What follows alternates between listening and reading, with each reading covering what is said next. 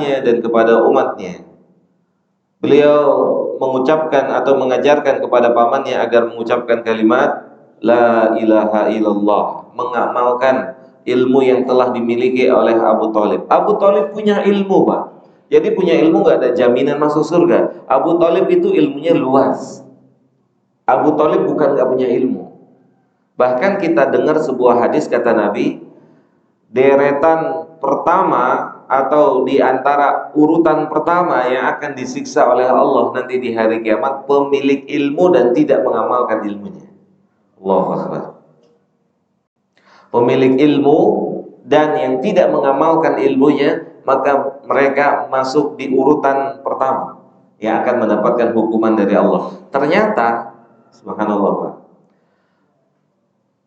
yang akan mendapatkan hukuman dari Allah itu bukan orang-orang yang memang menyekutukan Allah, tapi mereka yang secara casing lahiriah punya ilmu, punya wawasan tentang agama ini, tentang kehidupan ini. Tetapi wawasan dan ilmunya itu diselisihi oleh perbuatannya. Misal, kita kenal ada orang yang hidup di lingkungan pesantren misalnya. Ya Bang Ari, 6 tahun, 9 tahun, 10 tahun di pesantren misalnya. Tapi kita juga kenal dia itu sebagai orang yang jago kalau bergibah misalnya. Padahal di antara ilmu yang dia pelajari selama kurang lebih 10 tahun, dia mendapatkan satu ayat larangan tentang gibah. Ya nggak sih? Dia dapatkan itu. Tapi dia sebagai orang yang paling ahli dalam gibahnya. Berarti amalnya menyelisihi ilmunya. Amalnya menyelisihi ilmunya. Jadi jamaah yang dimuliakan oleh Allah Tabarakahu wa Ta'ala, kita lihat bapak-bapak dalam surah As-Saffat, di ayat yang ke-25 dan 26. Ini berarti susunya nggak ada yang ngambil, nggak ada yang jawab. Bapak-bapak, lihat bapak-bapak, ibu-ibu yang dimuliakan oleh Allah, dalam surat As-Saffat ayat ke-35 dan 36. Dua ayat ini menggambarkan Abu Thalib CS itu punya ilmu, Pak. Abu Thalib CS itu punya ilmu tentang apa, Pak?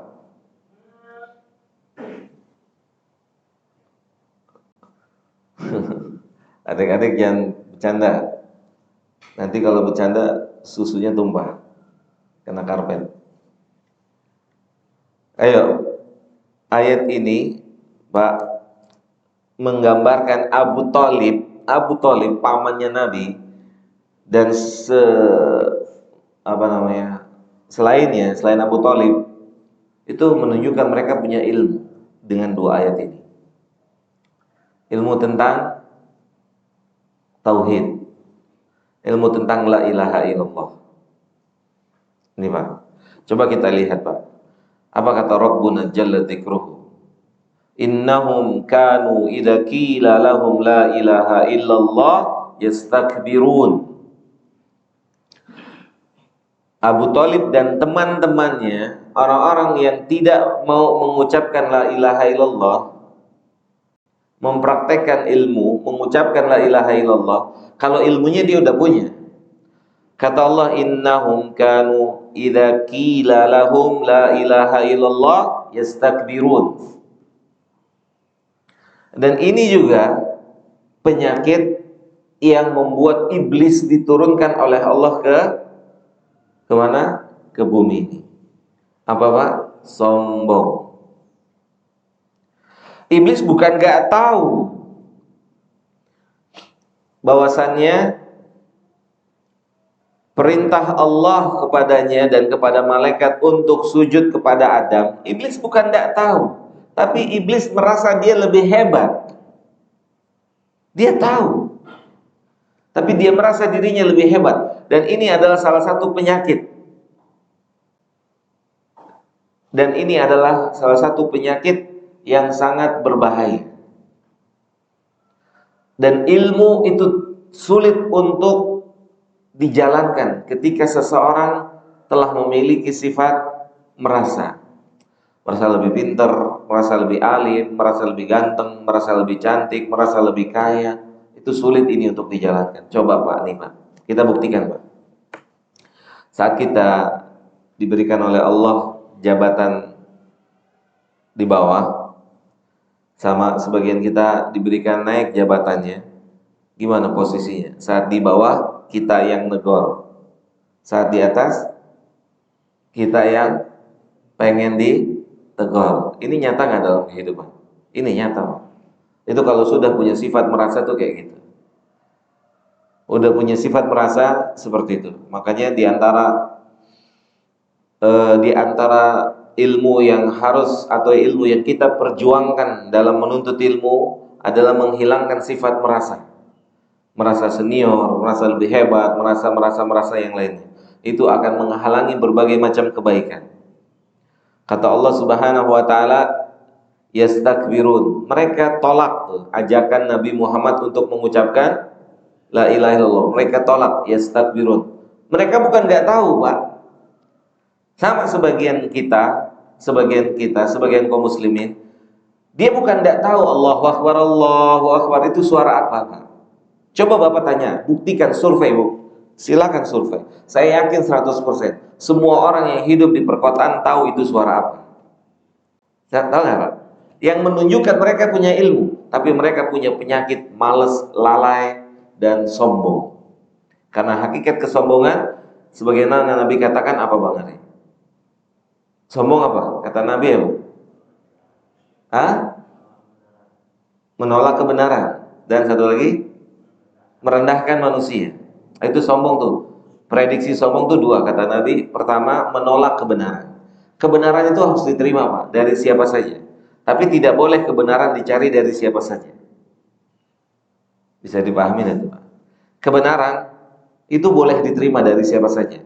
Boleh. Selama itu kebenaran dan itu bisa dipertanggungjawabkan dunia akhirat, ya, dan sudah dicek dalam Al-Quran dan Sunnah, maka kalau itu kebenaran kita harus terima, walaupun dari jin sekalipun. Kalau memang itu kebenaran, seperti Nabi kita Muhammad SAW saat beliau mengatakan kepada Abu Hurairah yang nangkap jin Pak, tapi jinnya udah berbentuk manusia, berubah wujud, mengambil uang kotak amal. Ditangkap sama Abu Hurairah berkali-kali, ditangkap lepasin. Jadi nggak dimasukin botol, itu dongeng. Jin masuk botol itu dongeng, fiktif, nggak ada. Ya, kita ditipu Pak. Jin masukin botol, tutup botolnya. Ya, jin nggak ada. Jinnya yang ditangkap oleh Abu Hurairah apa? Jin sudah merubah wujudnya menjadi manusia. Dan jin itu mengatakan kepada Abu Hurairah, satu ilmu, jika saya dan gerombolan saya datang lagi, antum bacain aja ayat kursi. Nah, ayat kursi untuk ngusir jin itu dari jin Pak. Awal mulanya dari dia juga. Terus Abu Hurairah nggak langsung ngamalkan, datang dulu nemuin Nabi, cross check. Kata jin, mengusir jin dengan apa? Dengan ayat kursi. Maka Nabi bilang, sodaq, betul. Kali ini jin tidak berbohong, dan kebiasaannya adalah berbohong, betul. Berarti memang dari langit sana, dari Allahu Jalla Dzikruhu telah ditetapkan ayat kursi untuk mengusir jin. Di antara fungsinya, kebenarannya diterima, padahal yang menyampaikan siapa? Jin. Tapi dicek dari Al-Quran, dari Sunnah Nabi, cek. Kalau cocok, iya diterima. Kalau nggak cocok, walaupun ustadz yang nyampein harus ditolak. Gitu Pak. Iya kan? Walaupun kiai, walaupun ustadz, walaupun ajengan, walaupun apalah namanya, sesuai dengan panggilan kita masing-masing, buya kek, ustadz kek, ulama kek, kalau kaulnya menyelisihi Al-Quran dan Sunnah, itu harus ditolak. Itu harus tidak diterima. Misalnya gini, saya pernah dengar Pak, dari salah satu kawan. Jadi saya punya teman dekat, Pak. Saya punya teman dekat. Setelah saya pulang atau sudah lama saya nggak ketemu, saya ketemu lagi. Penampilannya udah beda. Penampilan sudah beda. Terus saya cari di masjid juga nggak ada. Tadinya sama-sama ke masjid bareng. Saya tengok-tengok setiap waktu sholat nggak ada. Akhirnya ketemu, qadarullah ketemu lagi gandeng perempuan. Sahib saya, Pak. Semoga Allah beri dia hidayah. Dan kita semua, semoga Allah berikan hidayah. Seperti nama masjid ini, Al-Hidayah. Ya, ya. Semoga masjidnya Al-Hidayah dan penghuninya dapat hidayah semua. Ya, digandeng tuh perempuan. Dua-duanya saya kenal, Pak. Perempuan sama laki saya kenal. Saya deg-degan lihat, ya Allah, kenapa ini orang? Setelah itu saya tanya, kenapa kok sampai begini? Sallallahu alaihi wasallam. Dulu bareng-bareng sama saya ke masjid, Pak.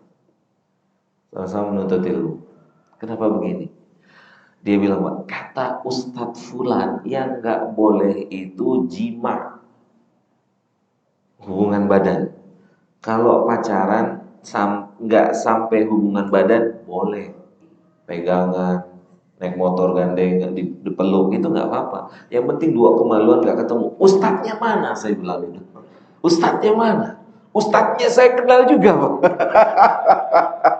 Ustadznya saya kenal juga. Mana orangnya? Ini fatwa harus diluruskan, Pak. Dia yang buat fatwa. Jadi gandengan nggak masalah katanya, Pak. Gandengan. Mau pulang malam juga nggak apa-apa, asal jangan tidur bareng. La haula wala quwata illa billah. Mana ustadznya? Siapa yang ngomong? Ini fatwa sesat dan menyesatkan, coba, Pak. Madhab baru tuh. Jadi kalau kita ketemu akwal, ucapan seorang dai, seorang ustadz, seorang kiai, seorang ulama, nggak mesti harus kita terima, Pak. Itu harus ditimbang dengan ayat dan hadis. Gitu, Pak. Merdeka hidup kita beragama ini, Pak. Hidup kita dalam beragama ini merdeka. Berjalan berdasarkan wahyu. Siapapun yang menyampaikan kepada kita menyelisihi wahyu, maka kita tidak bisa terima. Mohon maaf. Ya, kita tidak bisa terima. Dan ucapan jin, ucapan anak kecil nih, Pak. Anak-anak kecil walad sogir ngelihat bapak-bapaknya ada yang tidur ditegur, Pak jangan tidur, jangan kurang ajar. Yang benar dia kan. Sahih enggak? Ada anak kecil di belakang sana ngelihat bapak-bapak yang di depan main handphone atau tidur, ditegur. Pak, inget Ustadz bilang jangan tidur tadi. Balik badan, jangan kurang ajar lu tong. Si kecil aja udah kurang ajar. Dia nggak kurang ajar. Dia menyampaikan kebenaran. So, kita yang sombong tidak mau menerima kebenaran. Sahih enggak? Gitu. Kurang ajar lu tong, baru ikut ngaji aja udah begini tong. Nah, itulah penyakit. Penyakit yang membuat siapa? Iblis diturunkan ke bumi. Apa kata iblis kepada Allah? Saya antum ciptakan dari apa, Pak? Kata jin apa? Saya antum ciptakan dari api. Iblis bilang gitu. Dan antum ciptakan dia dari tanah. Saya lebih mulia. Masa saya harus sujud sama dia? Sama siapa? Adam. Ini masalahnya bukan mulia atau tidak mulia. Masalahnya memerintahkan Rabbul Alamin. Yang sikap orang yang beriman ketika mendapatkan perintah Rabbul Alamin gimana, Pak? Sami'na wa ata'na, apapun perintahnya. Selama yang memerintahkan Rabbul Alamin, kita harus punya sikap sami'na wa ata'na. Insyaallah. Kita lanjut, Pak. Surat As-Saffat. Yastakbirun. Abu Thalib dan teman-temannya menolak kalimat itu, menolak mengucapkan kalimat itu. Abu Thalib nggak bisa ngucapin la ilaha illallah. Bisa nggak? Bisa atau tidak? Bisa. Orang Arab, Pak, tulen, fasih bahasa Arabnya. Cuman sombongnya itu yang luar biasa. Sombongnya itu yang luar biasa. Yang kita semua harus berdoa pada Allah, Pak. Sombong itu adanya di sini nih, Pak. Sombong itu adanya di sini. Ya, sebagaimana Nabi katakan, sombong tuh di sini. Menolak kebenaran, meremehkan orang lain, itu adanya di sini. Jadi kalau kita melihat ada orang berpenampilan rapi, bagus, kemudian pakai pakaian yang bagus misalnya, itu kita nggak bisa bilang dia sombong, belum tentu, karena sombong adanya di sini. Sebagaimana di masa Nabi ada orang yang senantiasa berpakaian rapi, rapi, akhirnya diduga sama sebagian lainnya dia sombong. Maka kata Nabi, enggak, al-kibru batarul haq wa qamtunas. Sombong itu nggak ada pak, nggak ada hubungannya dengan lahiriah. Sombong itu dengan sini. Kita bisa sombong pak saat bapak-bapak misalnya di sini pakai jam, terus begitu masuk masjid tengok sebelah-sebelahnya jamnya, oh itu 200.000, oh itu pego tuh, oh itu pasar malam. Nah itu sombong tuh, nggak ngomong, cuman hatinya yang ngomong, paham nggak?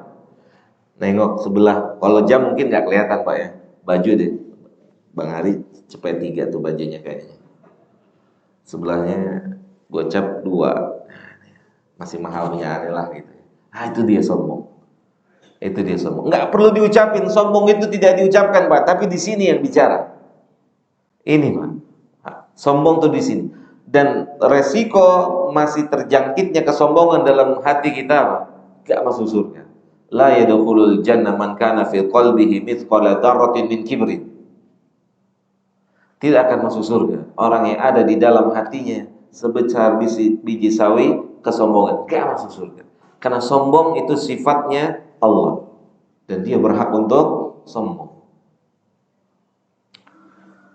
Kemudian kita lihat Pak, apa kata Allah Jalla Dzikruhu menjelaskan tentang orang-orang musyrikin yang hidup di masa Nabi sallallahu alaihi wasallam.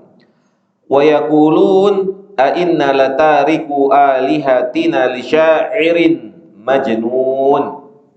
Lihat Pak, mereka respon, mereka jawab ajakan Nabi untuk mengucapkan la ilaha illallah. Kata mereka, apakah kami harus meninggalkan sembahan-sembahan kami? Ini kan ungkapan mereka. Mereka disuruh oleh Nabi, ayo ucapin la ilaha illallah. Terus mereka bilang apa? Apakah kami harus meninggalkan sembahan-sembahan kami? Yang menunjukkan mereka, kan kalau cuma ngucapin anak kecil bisa nggak? Tong, ucapin la ilaha illallah. Coba Tong, bisa nggak? Coba, ayo nak. Semuanya, la ilaha illallah. Ayo, dapat susu lagi nanti. Coba Tong, ayo siapa yang berani? La ilaha illallah, coba. Mana suaranya? Kan udah minum susu. Oke, orang kita itu ngucapin la ilaha illallah mudah, gampang. Tapi Abu Thalib nggak mau. Bukan dia nggak bisa dan bukan dia nggak punya ilmu, tapi justru karena Abu Thalib punya ilmu. Kalau kita ngucapin la ilaha illallah, berarti kita harus tinggalin apa? Sembahannya. Ini ilmu dia. Oh nggak mau dia gitu, nggak mau. Bertahan dia, tidak mau mengucapkan. Nah ini Pak, mau sampai kapan kita mau mempertahankan kesombongan? Nauzubillah min dzalik. Kalau ajal datang lebih dulu, seperti Abu Thalib, itu di penghujung. Ya. Mau sampai kapan kita mempertahankan tidak mau menerima kebenaran, merendahkan manusia? Jangan sampai ajal datang duluan. Abu Thalib ajalnya datang duluan dan dia belum mengucapkan la ilaha illallah. Gitu Pak. Ya. Ini menunjukkan mengamalkan ilmu memang tidak mudah. Sebenarnya mengamalkan ilmu itu tidak mudah. Hakikat mengamalkan ilmu itu tidak mudah. Butuh taufik, butuh hidayah dari Allahu Jalla Jalaluhu. Butuh pertolongan Allah. Coba Pak, tadi Bapak-bapak baca doa nggak? Habis sholat subuh. Apa doa di antara yang dianjurkan untuk dibaca setelah sholat? Allahumma a'inni ala dzikrika wa syukrika wa husni ibadatika. Ini doa Nabi, Pak. Nabi minta sama Allah agar Nabi bisa beribadah dengan baik, Pak. Wa husni ibadatika.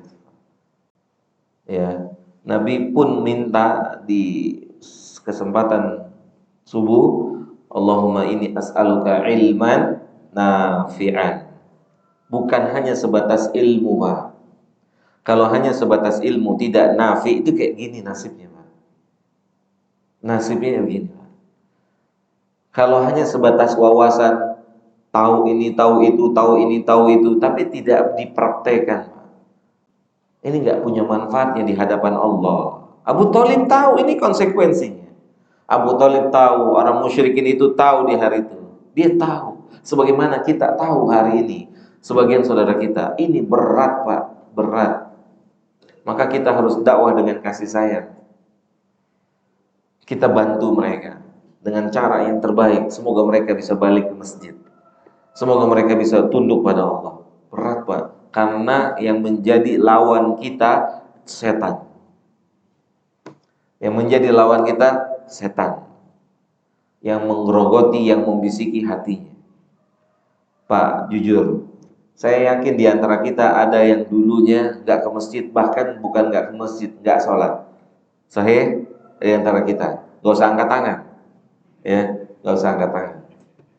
Itu namanya berbangga dengan keburukan, nggak usah. Oke, saya yakin di antara kita ada yang dulunya nggak kenal masjid, Pak. Bahkan bukan cuma nggak kenal masjid, Pak, ya, sholat juga enggak. Oke. Gimana, Pak? Bisa sampai datang ke masjid kayak gini terus sholat gimana, Pak? Butuh perjuangan ya, Pak? Butuh perjuangan? Susah nggak? Susah nggak? Itu yang dirasakan oleh teman kita, itu yang dirasakan oleh saudara kita. Kitanya jangan jadi pelemah dia. Justru kita kasih motivasi buat mereka. Susah, Pak. Susah. Beranjak itu susah. Masuk masjid itu lebih susah dari masuk pasar, Pak. Pasarnya hari ini ber-AC lagi. Apa tuh? Mall. Sahina gitu. Mall belum buka aja udah mau masuk dia. Mall udah tutup dia disuruh-suruh pulang sama satpam. Ya Bang Arya tuh ketawa-ketawa kayak pelakunya gitu ya. Apa antum pelakunya juga? Ya, subhanallah, subhanallah. Mengamalkan ilmu itu susah, Pak. Ya, mengamalkan ilmu itu sangat susah. Makanya harus senantiasa dekat dengan doa, minta sama Allah. Minta sama Allah, bilang sama Allah, bersyukur sama Allah. Di antara resep untuk bisa mengamalkan ilmu, banyak bersyukur, banyak berdoa. Bersyukur, berdoa, bersyukur, berdoa. Pak, coba Pak. Hayya 'alas shalah, hayya 'alal falah. Kita disuruh jawab apa, Pak? La haula wala quwata billah. Kita nggak disuruh jawab siap, enggak, Pak. Karena kita nggak mampu, Pak. Nggak mampu kita, Pak. Mungkin kita punya badan sispek kotak-kotak perutnya, ya, Bang Arya. Ya, gunung turun naik, dia naik, gunung udah berkali-kali, gunung paling rendah sampai gunung paling tinggi. Dia sudah injeki. Oke? Laut sudah dia berenang di laut. Tapi untuk masuk ke masjid, oh Allah, gimana, Pak? Ya Allah, masuk masjid itu tergantung yang punya masjidnya. Izinkan nggak orang masuk? Yang punya masjid siapa? Allah. Yang punya masjid Allah. Maka susah, Pak. Maka karena susah kita harus bantu teman kita, saudara kita, anak kita mungkin, kakak kita mungkin, dan seterusnya. Memberikan mereka motivasi untuk mentaati Allahu Jalla Dzikruhu Subhanahu wa ta'ala. Tadi kita bilang, kalau kita survei lingkungan kita, teman kita, saudara kita, bapak-bapak saya yakin belum pernah ada yang tanya. Itu setiap hari di Masjid Al-Hidayah itu ada suara Allahu Akbar, Allahu Akbar. Pernah nggak ada yang tanya sama bapak-bapak itu suara apa? Pernah ada yang tanya nggak? Ada yang ngalamin nggak ditanya? Pak, itu di masjid itu sehari 5 kali tuh ada suara begitu. Itu suara apa? Ada yang tanya? Nggak ada. Kenapa? Karena orang tahu. Bukan nggak tahu. Maka harus hati-hati. Orang tahu, Pak. Jadi kalau dibilang, mohon maaf, kalau dibilang bodoh atau tidak punya ilmu, enggak. Punya ilmu, tapi males, lalai. Itu dia, Pak. Males dan lalai itu dapat hukuman. Beda sama orang nggak tahu. Lagi minum susu, minumnya sama tangan kiri. Ditegur sama sebelahnya. Mas, pakai tangan kanan. Kata Nabi, yang minum tangan kiri itu setan. Oh, yang benar, Mas. Iya. Selama ini saya masih kanan kiri. Kanan bakwan, kiri lontong. Gitu kan. Kanan bakwan, kiri lontong. Itu nggak boleh. Nggak boleh. Nabi bilang pakai tangan kanan. Oh, alhamdulillah dapat ilmu. Berarti selama dia makan pakai tangan kiri dia dosa enggak? Enggak, karena dia nggak tahu. Tapi mulai hari itu kalau bakwan sama lontong masih sebelahan kanan kiri, nah maka hitungannya langsung dosa. Gitu. Jadi gimana dong? Ya udah satu-satu aja. Kalau nggak makan bakwannya taruh lontong, makan lontongnya taruh bawah. Ribet amat. Iya, ini syariat. Ibadah itu bukan sesuka kita. Bukan apa yang kita sukai. Ibadah itu apa yang disukai oleh Allah. Itu, Pak. Di antara penyakit kita mau melakukan ibadah tetapi yang kita sukai. Sholat 5 waktu, kita sukanya di mana? Rumah. Tapi yang disukai oleh Allah di mana? Masjid. Tuh, Pak. Subhanallah. Itu contoh sebagai salah satu contoh yang mesti kita berikan pengetahuan kepada diri kita, pada teman kita, pada saudara kita. Islam membedakan antara orang tidak tahu dengan orang lalai, Pak. Itu beda, Pak. Orang tidak tahu dapat dispensasi, Pak. Kalau memang nggak tahu dia dapat dispensasi, Pak. Kalau memang nggak tahu di sisi Allah dia dapat dispensasi. Tapi kalau dia tahu dan dia pura-pura tidak tahu atau bahkan dia lalai, maka dia tidak dapat dispensasi, Pak. Itu, Pak. Ya. Jadi jamaah yang dimuliakan oleh Allah Subhanahu wa taala, mengamalkan ilmu jauh lebih berat. Mengamalkan ilmu jauh lebih berat daripada berilmu itu sendiri. Punya ilmu itu sudah berat, belajar sudah berat. Belajar itu harus baca, dan baca, nulis dan nulis itu belajar, Pak. Nggak ada orang lahir dalam kondisi punya ilmu. Semuanya orang lahir sama, nggak punya ilmu. Dan nggak ada orang yang banyak diem punya ilmu, tuh nggak ada, Pak. Orang punya ilmu harus kerja keras. Baca lagi, baca dan baca. Makanya mayoritas ulama penyakitnya apa? Mata. Mayoritas ulama penyakitnya di mata. Dan tidak sedikit ulama buta. Itu, Pak. Karena hidupnya habis dengan baca.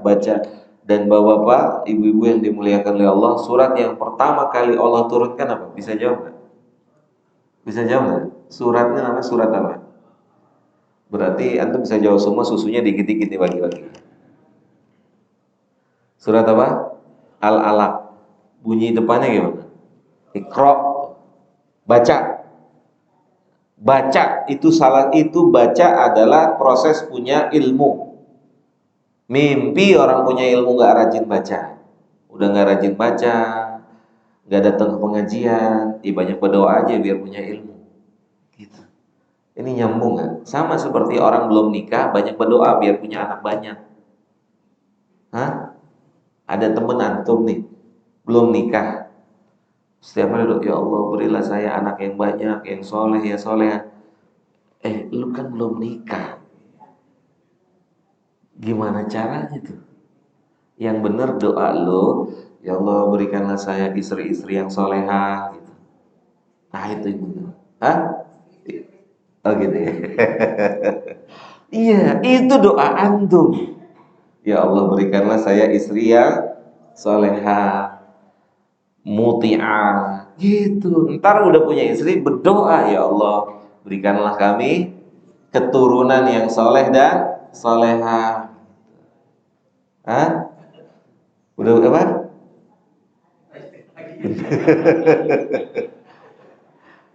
Kalau ana ngomong begini antum masih ngantuk, kebangetan antum. Ya, kalau udah bahasa kayak gini masih ngantuk tuh kebangetan. Dulu kami di kelas kalau udah bicara gini udah semeringah langsung kelas tuh. Hah? Sekelas tuh semeringah, ngantuk itu hilang. Ya Pak ya, tuh bapak-bapaknya udah puluhan tahun langsung seger tuh Pak ya. Allahu Akbar.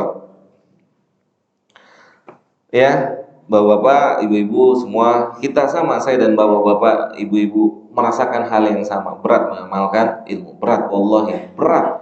Makanya hayal sholah aja kita diperintahkannya apa? La haula wala quwata illa billah. Itu benar-benar kita bilang, ya Allah nggak sanggup untuk ke masjid, nggak sanggup.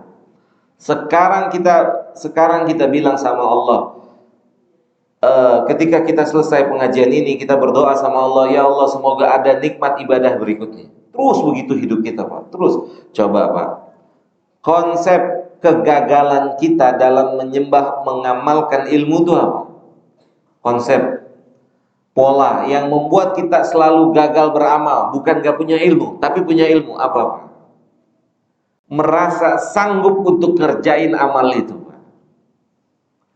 Kita merasa sanggup, contoh qiyamul lail, ntar malam qiyamul lail enggak berdoa sama Allah, enggak bilang ya Allah berilah kemudahan untuk hambamu ini untuk menjadi salah seorang yang bangun di malam hari, enggak minta-minta sama Allah, dia bangun aja, pasang alarmnya berapa? 3, ya kan, terus minta tolong sama istrinya, bangunin ya nanti jam 2 itu, atau istri bangunnya jam 6 gitu kan. Gitu, nggak minta, nggak ada doa sama Allah, merasa bisa, akhirnya suami istri bangunnya sama-sama jam 6. Pak, kita ini sudah diajarkan, jangankan pokoknya di semua amal Pak, kita nggak bisa Pak, nggak bisa kalau nggak ditolong sama Allah. Bilang sama Allah, ya Allah tolonglah saya, tolonglah hambamu ini untuk bisa beramal. Itu Nabi minta tolong sama Allah. Wa husni ibadatika. Itu minta pertolongan sama Allah. Itu kunci keberhasilan untuk seseorang memindahkan ilmu menjadi amal. Dan seorang yang gak bisa memindahkan ilmu menjadi amal, dia kemungkinan besarnya tidak meminta tolong sama Allah. Dia andalkan dirinya sendiri, bisa dia bilang dirinya saya bisa, enggak, gagal. Kita ini lemah. Orang hayal sholah aja enggak disuruh balas apa? Hayal sholah lagi kan Pak, balasnya apa? La haula wala quwata illa billah. Menunjukkan kita ini memang lemah kalau tidak dapat pertolongan dari Allah. Sekarang kita buktikan, bukti nyata lagi Pak. Saya yakin bahwa Bapak di sini bisa membaca Al-Quran dengan ahkam tajwidiyahnya. Bapak bisa, tapi pertanyaannya, apakah setiap hari baca Quran? Yang menunjukkan kita ini lemah di hadapan amal kalau tanpa pertolongan Allah. Kita tahu surga itu di bawah telapak kaki ibu kita. Pertanyaannya, kapan terakhir transfer? Kayaknya 2 tahun lalu. La haula wala quwata illa billah. Gitu Pak. Kapan terakhir kali membahagiakannya? Di antara pelajaran menuntut ilmu apa? Birrul walidain, sahih, memuliakan, berbakti kepada orang tua. Tanya sama diri kita, sudah tanya belum pagi ini kabarnya, mak mau makan apa? Yang jauh kita punya alat, bisa pesen. Yang dekat, kalau tinggalnya dekat, bisa kita tanya, mau sarapan apa pagi ini? Ini amal besar, tapi hanya menjadi wawasan untuk sebagian kita. Sahih, hanya menjadi wawasan. Ana yakin bapak-bapak, ibu-ibu dan saya tahu hadis Nabi tentang Nabi mengatakan, atau ketika ada sahabat datang, siapa manusia yang harus saya muliakan? urutannya siapa yang pertama? Apa kata Nabi? Ibumu. Yang kedua, ibumu. Yang ketiga, ibumu. Sudah dapat ibu kita? WA pertama kita kepada siapa? Kabar yang kita tanyakan siapa yang pertama kali kita tanyakan? Padahal urutan nomor 1 harusnya ibu. Bukan anak kita, Pak. Bukan anak kita. Kita laki-laki tetap ibu kita, Pak. Nggak digantikan, nggak pindah ke istri kita, Pak. Kita laki-laki tetap dia. Iya Bang Arya, masih punya ibu? Oh, alhamdulillah. Ya, alhamdulillah.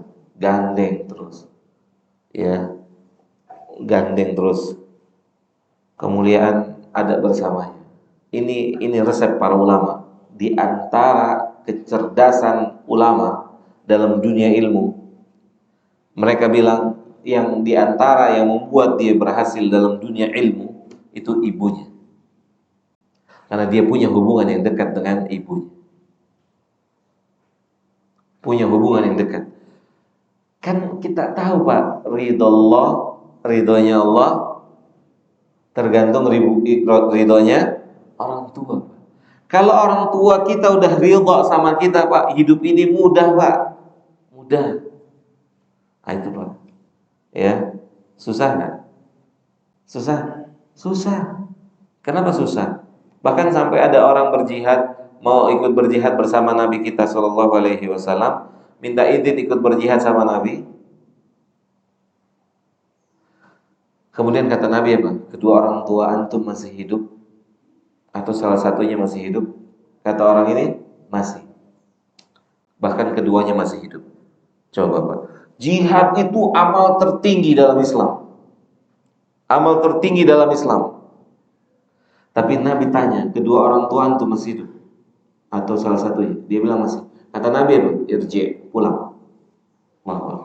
Pulang. Antum berjihad, berbakti kepada kedua orang tua antum. Pulang. Disuruh pulang Pak. Gak gampang Pak. Ternyata senyum di hadapan ibu dan bapak kita itu lebih berat daripada mengangkat senjata Pak. Lebih berat dari naik ke puncak gunung. Mengucapkan ini yang dilakukan oleh Abu Hurairah di setiap harinya. Ketika Abu Hurairah mau keluar rumah, Abu Hurairah selalu berkata, ya ummi, ya umma, gimana kabarnya hari ini? Allahu Akbar, indah Pak. Itulah yang menjadikan salah satu sebab Abu Hurairah dimuliakan dalam Islam. Ya, begitu jamaah. Berat? Berat. Kenapa berat? Karena ganjarannya surga. Ganjarannya ridha Allah. Berat. Kayaknya kalau mau WA istri kita, anak kita tanya, gimana kabarnya? Itu kayaknya gampang. Tapi kok berat ya mau WA ibu, mau WA bapak. Nah, itu.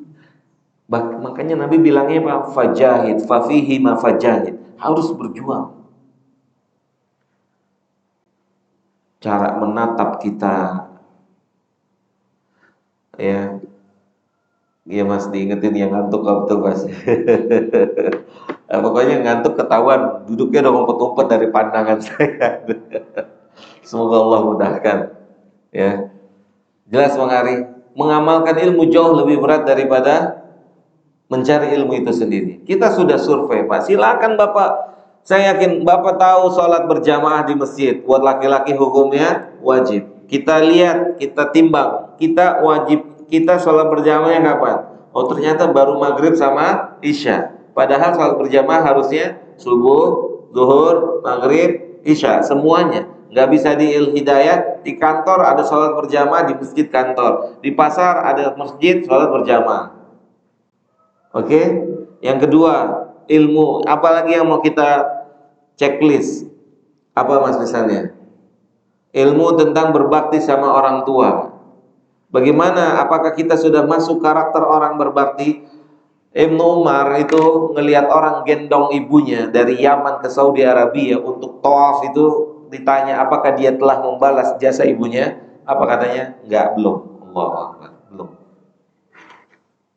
Begitu Pak. Checklist lagi. Menunjukkan memang mengamalkan ilmu itu jauh lebih berat dari berilmu itu sendiri. Mau contoh lagi apa? Sabar. Ya, sabar. Ini kita harus berlatih sabar. Berat Pak sabar itu. Anak pecahin piring, apa yang kita lakukan? Sabar atau tangan yang main?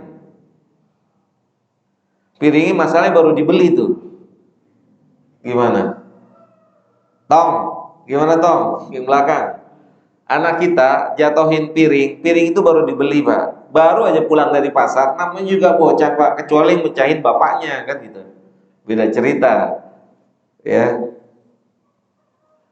gitu. Gimana Pak? Teorinya sih sabar harusnya, betul nggak sih? Tapi prakteknya ngomel. Kalau cuma ngomel mungkin masih mending Pak. Tapi kalau tangan itu main, la haula wala quwata illa billah. Susah, susah, sangat susah berdoa.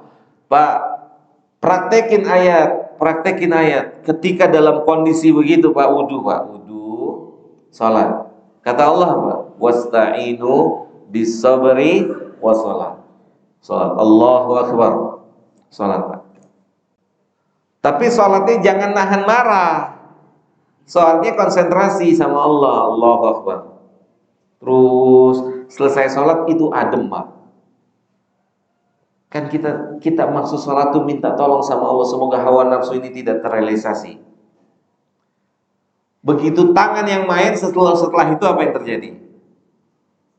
Nyesel, menunjukkan memang itu perintahnya setan.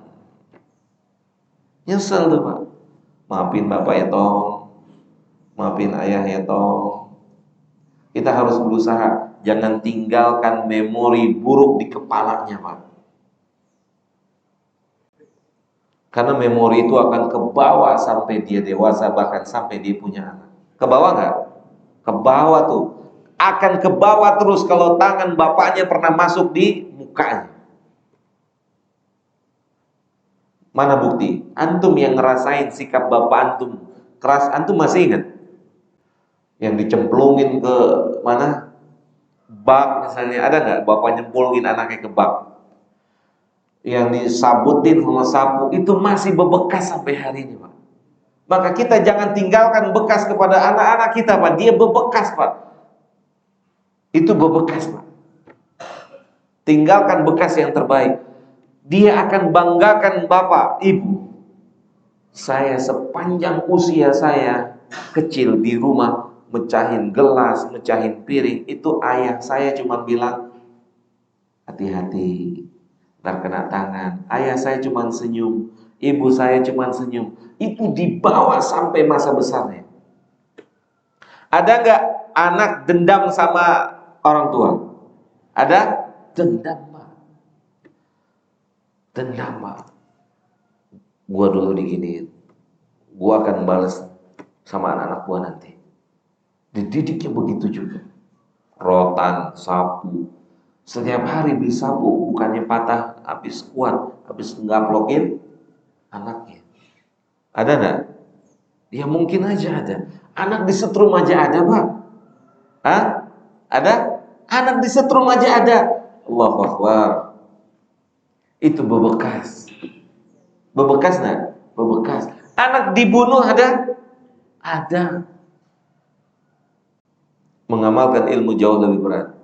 Ya. Ini udah jam 6, masih mau bertahan atau gimana? Mas, lanjut. Nanti ada yang ngedehem nggak? Gitu. Nah, kita sama-sama enak aja, gitu ya kan? Cengli lah, gitu. Sama-sama enak. Masalahnya apa? Kalau saya lanjut antum tidur, nanti antum nggak dapat pahala, ya kan? Lebih baik sama-sama saya ngomong, antum simak, antum catat. Mudah-mudahan semuanya dapat pahala. Tapi kalau di sini numpang tidur, numpang istirahat, numpang ngecas, ya sayang, kasihan antumnya, ya kan? Kasihan. Makanya kalau Ustaz kayaknya cukup Ustaz, kalau sebentar lagi kayaknya bismika Allahumma amut nih saya bilang. Oke gitu. Ya. Gimana? Biasanya sampai jam 6. Ah? Iya Mas. Mana nggak ada yang jawab? Ah? Selesai. Gimana? Yang bener antum, ana nggak ada masalah. Wallah, ana nggak ada masalah. Sampai susu habis. Kalau punya ana nggak habis-habis gimana? Ini punya ana belum ada minum nih, nggak habis-habis gimana? Lanjut terus. Ah, iya. Jadi kalau sekiranya bapak-bapak punya aktivitas, punya kegiatan di luar dan sudah mulai apa namanya letih, udah nggak stabil, gitu. Ini soalnya saya ngajar di sini baru Pak. Tanya yang belajar sama saya itu dari ba'da subuh sampai jam 8 Pak. Ya dari masjid dari jam. Tapi nggak langsung ba'da subuh sampai itu butuh setahun 2 tahun. Pertama sebentar kayak gini saya aja ngomong dulu. Oke, ini berapa lama begini nih? Setahun. Nanti tahun berikutnya kita udah setahun jam 6 selesai. Nanti tahun kedua kita jam 8 selesai. Jadi berurut gitu Pak. Kalau hari ini langsung jam 8, besok minggu depan siapa yang ngisi Aldi? Oh jangan. Sampai jam 8 jangan. Kayak gitu Pak. Jangan dikagetin dulu ya. Kalau dikagetin dulu kan ngap itu Pak. Hah? Main di kelas cetek dulu Pak. Belum bisa berenang nyemplung 3 meter nggak keluar lagi Pak. Sahih nggak? Ya kan? Gitu. Karena saya lihat roman-romannya roman-roman mau ngomong udahan tapi nggak enak sama Ustaz. Oleh ala kulli hal semoga Allah menjadikan majelis ini majelis yang diberkahi oleh Allah dan semoga Allah bantu kita semua jamaah. Kita mohon dengan benar-benar kita merasa lemah di hadapan Allah atas sebuah amal, semoga Allah bantu kita untuk bisa merealisasikan ilmu yang telah kita miliki menjadi amal-amal kebaikan. Mungkin sebelum saya tutup ada yang mau bertanya? Silakan Pak. Tentu mau nanya warna susu saya apa? Silakan. Assalamualaikum warahmatullahi wabarakatuh. Waalaikumsalam warahmatullahi wabarakatuh. Terkait ilmu, saya ingat ada hadis Nabi yang mengatakan tutuplah ilmu sampai negeri Cina. Pertanyaan saya, mengapa negeri Cina? Apakah Allah memberikan berkah Di negeri Cina. Iya. Iya. Jawabannya itu bukan hadis, Pak. Itu bukan hadis Nabi. Itu hadis palsu. Nggak bisa dipulangin sama Nabi. Itu perkataan kita aja. Jadi nggak bisa kita bilang ada hadis yang mengucapkan tuntutlah ilmu ke negeri Cina. Itu ungkapan kita aja, ungkapan sebagian kita. Nggak bisa disandarkan pada Nabi.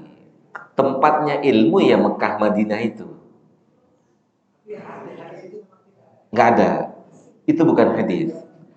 Itu tuntutlah ilmu ke negeri sampai di negeri Cina, itu bukan hadis. Itu boleh diungkapin, boleh digunakan perkataan ini, boleh. Yang nggak boleh memulangkan perkataan ini kepada Nabi.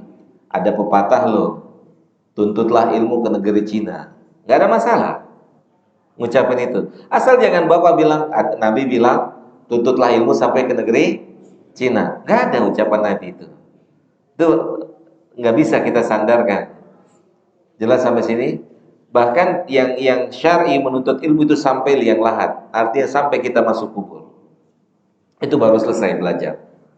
Itu baru selesai belajar. Jelas Pak ya?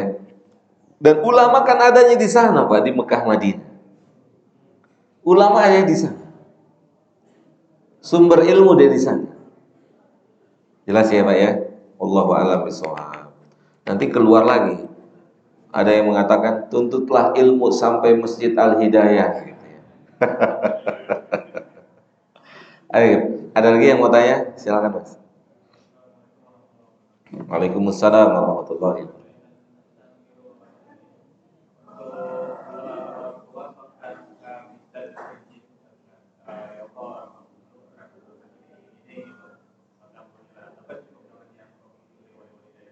Cukup itu. Cukup.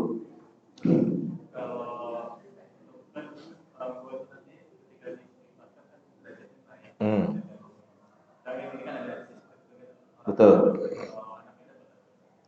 Anda mendapat birrul walidain, dapat pahala. Tapi harus diperinci. Istighfar anak bisa jadi nggak berfungsi kalau kedudukan orang tuanya berstatus non muslim. Jelas ya?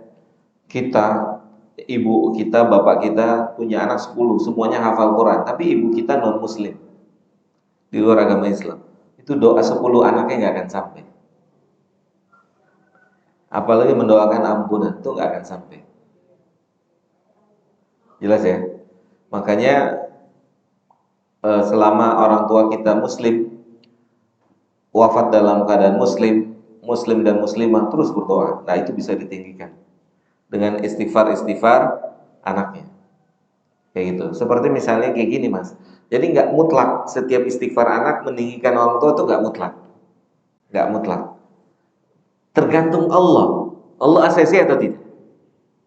Saya kasih contoh. Nabi memberikan syafaat nggak buat Abu Thalib? Nabi mau kasih syafaat ke Abu Thalib? Iya. Nabi mendoakan Abu Thalib. Nabi mohon pada Allah, tapi ditolak. Kenapa? Kenapa? Karena Abu Thalib yang tidak mengucapkan la ilaha illallah, sehingga Abu Thalib tidak bisa diangkat keluar dari neraka. Itu dia. Jelas ya? Jadi salah satu apa namanya? Kesempatan kita birrul walidain, misalnya kita punya orang tua dan kita dulunya selalu ngelawan, bengal. Orang tua sekarang udah nggak ada. Kita baru belajar. Kita belum sempat birrul walidain. Dia meninggal juga kedengar kita masuk penjara. Anaknya masuk penjara. Jantungan lewat. Terus kita keluar, dia sudah meninggal. Misalnya. Terus kita dapat petunjuk dari Allah. Untuk apa? Belajar, mendekatkan diri. Masih bisa birrul walidain? Bisa. Doain terus ibu bapaknya. Mintakan ampun buat mereka. Jelas ya? Allahu a'lam bishawab. Cukup ya? Kita cukupkan sampai di sini. Mudah-mudahan bermanfaat buat kita semua. Semoga Allah berikan kenikmatan beribadah pada diri kita semua sampai akhir usia kita masing-masing. Semoga Allah berkenan memberikan kita semua kemudahan mengucapkan la ilaha illallah di penghujung usia kita masing-masing. Dan semoga Allah jadikan surga adalah tempat kembali kita. Dan semoga Allah jauhkan neraka dari kita semua. Dan semoga Allah kumpulkan kita di tempat yang lebih baik dari tempat ini, yaitu di surganya Allah kelak, sebagaimana Allah kumpulkan kita di sini. Amin Allahumma amin. Wa sallallahu ala nabiyina Muhammadin wa ala alihi wa sahbihi ajma'in. Subhanakallahumma bihamdika asyhadu an la ilaha illa anta astaghfiruka wa atubu ilaika. Assalamualaikum warahmatullahi wabarakatuh.